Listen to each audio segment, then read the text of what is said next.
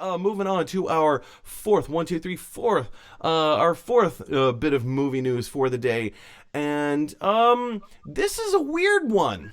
This is a little strange. It's not going to be entirely out of the blue, but it appears Adam Sandler is returning to do another Netflix movie. I know everyone's like, "Oh, gross, Hubie Halloween, boo," but hear me out. They are getting the director from HBO's Chernobyl. Interesting. If you've seen Chernobyl, it is a heavy, dramatic. Yeah. I mean, just a dramatic drama. I guess it's a heavy drama about the events in Chernobyl, in Russia, in what the mid '80s, and kind of like how the meltdown of the nuclear power plants happened, and how the government allowed it to happen without putting proper sanctions on everything around like nuclear power and all that.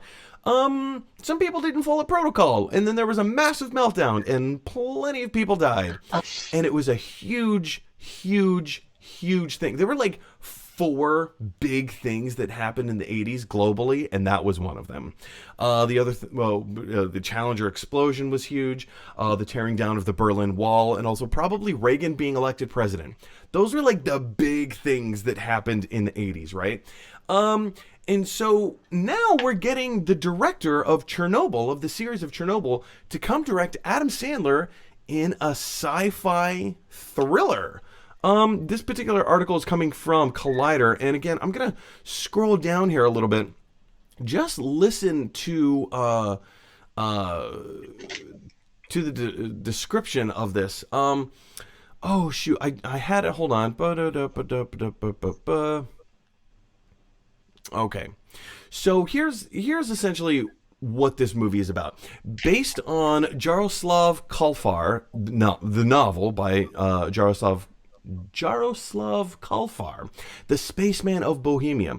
The as of yet untitled film adaptation will star Adam Sandler as an astronaut sent on a space mission to collect ancient dust on the edge of the galaxy. While there, a mysterious space voice speaks to him and offers him solutions to his increasingly volatile Earth life. But what happens when he discovers this voice belongs to an ancient creature hiding within his ship?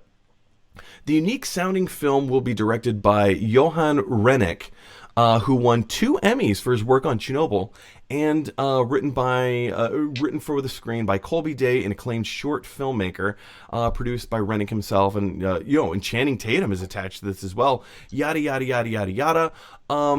This sounds, first of all, this sounds right up Adam Sandler's alley. Oh, I'm going to space. I'm going to collect some space dust, and I'm going to hear a strange voice that lives inside of my spaceship, and yada yada yada. First of all, that sounds like very hokey and very silly and right up Adam Sandler's wheelhouse, right? The other side to this is the Chernobyl director being attached to it, and it seems like he's going to add not just him, but also Channing Tatum. First of all, is attached to this, and second of all, what did the article say? Not just Rennick, but Colby Day, who is an Emmy award, an acclaimed short filmmaker. So here's Johan Rennick, who's won 2 Emmys for his work on Chernobyl, and he's going to add this gravitas and this weight to what looks like a fairly dramatic role for Adam Sandler. I know a lot of people love Sandman in dramatic roles. We saw him in Punch Drunk Love. We saw him in Uncut Gems, which is one of the most unnerving movies I've ever seen in my life.